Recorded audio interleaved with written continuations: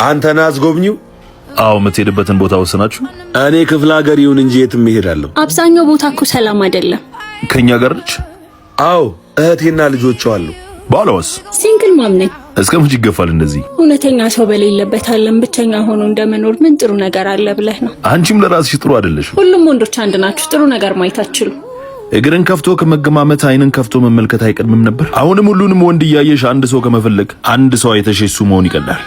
አዲስ አበባ ውስጥ መዝናናት አንችልም?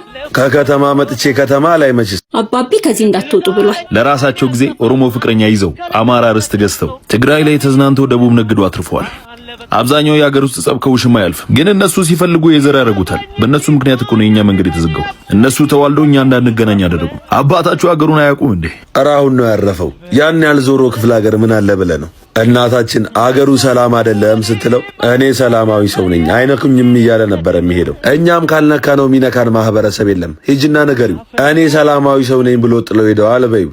እንይዘረ